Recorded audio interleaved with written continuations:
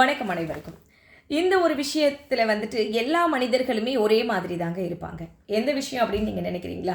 C என்னை வந்து எல்லாருமே விரும்பணும், மதிக்கணும், ஏதோ ஒரு வகையில் வந்துட்டு பிறரால் நேசிக்கப்படணும் அப்படின்னு எல்லா மனிதர்களும் நினைப்பாங்க.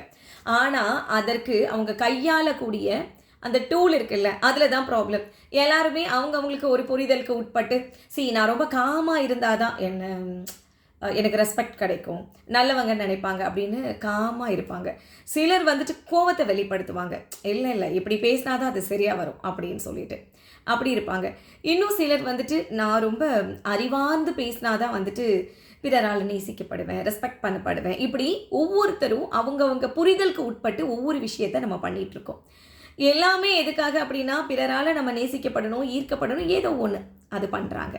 ஓகே, அதுக்காக தான் கிளாரிட்டி கொடுக்கணும்னு இந்த வீடியோ. என்ன அப்படின்னா, யாரை வந்து ரொம்ப நேசிப்பாங்க, அவங்களோட ப்ரெசன்ஸ் இருக்கணும் அப்படின்னு யாரை விரும்புவாங்க அப்படின்னா, the heart connect more with kindness than with clever words. அதாவது அறிவாக பேசுபவர்களை விட அன்பாக பேசுபவர்களிடமே மனம் அதிகமாக பேச விரும்புகிறது. ஆமாம் தானே? நம்ம வீட்டுக்கு யாராவது வந்திருக்காங்க, அவங்கக்கிட்ட வந்துட்டு இந்த அரிசி எப்படி வந்துச்சு தெரியுமா, இது வந்துட்டு விளையிறதுக்கு 3 மாதம் ஆகும், இதுக்கு தண்ணியெல்லாம் இப்படி கொடுக்கணும், இப்போ அறுவடை பண்ணணும், இப்போ தான் இதை விதை நெல் இப்போ விதைக்கணும், இப்படி ரொம்ப புத்திசாலித்தனமாக பேசுகிறவங்களை பிடிக்குமா?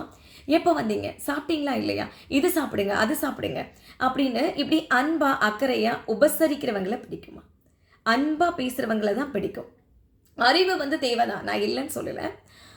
அறிவு வந்துட்டு என்ன பண்ணும் அப்படின்னா, நமக்கு ஒரு ப்ராப்ளம் வருகின்ற பொழுது அந்த ப்ராப்ளத்திலிருந்து நம்ம எப்படி வெளியில் வரணும் அப்படின்ற ஒரு வே ஃபார்ம் பண்ணி கொடுக்கும் அறிவு. அதனால அறிவு நமக்கு தேவை.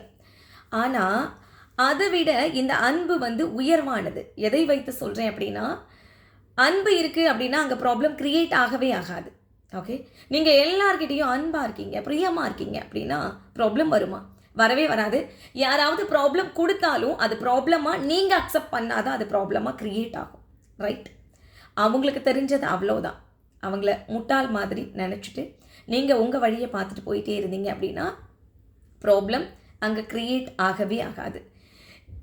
எது ஒன்றுமே நாம் அதை உள்வாங்குகின்ற பொழுது நம்ம அக்செப்ட் பண்ணாதான் அது வந்துட்டு அதற்கான உருவம் கொடுக்கப்படுது. ரைட்? அப்போ வந்து அன்பு இருந்துருச்சு அப்படின்னாலே அங்கே நோ ப்ராப்ளம். அறிவு இருந்துச்சு அப்படின்னா அங்கே வந்து ப்ராப்ளத்திலேருந்து வெளியில் வர்றதுக்கான சொல்யூஷன் அங்கே கிடைக்கும். பட் அன்பு இருந்துச்சுன்னா ப்ராப்ளமே க்ரியேட் ஆகாது. ஓகே, நம்ம வந்து இவங்க இன்னும் கொஞ்சம் நேரம் இருந்தால் பரவாயில்லை அப்படின்னு நினைக்கக்கூடிய ஒரு வல்லமை இந்த அன்பான வார்த்தைகளுக்கு உண்டு. அதனால் நம்ம வாயிலிருந்து நம் உதடுகளிலிருந்து புறப்படுகின்ற ஒவ்வொரு வார்த்தைக்குமே வந்துட்டு பவர் ரொம்ப ஜாஸ்திங்க. ஓகே, அந்த வார்த்தை இருக்குல்ல, அது வந்து ஒரு வார்த்தை வந்து கொல்லவும் செய்யும் இல்லையா? அது வந்துட்டு அந்த ப்ராப்ளத்திலேருந்து வெளியில் வர்றதுக்கு ஒரு பெரிய ஒரு வெப்பனாக இருக்கிறது இந்த வேர்ட் தான். அதனால் வார்த்தைகளை கவனமாக கையாளணும். அன்பாக பேசிட்டீங்க அப்படின்னாலே அங்கே ப்ராப்ளம் கிடையாது. அவ்வளோதான். ரைட்? நன்றி.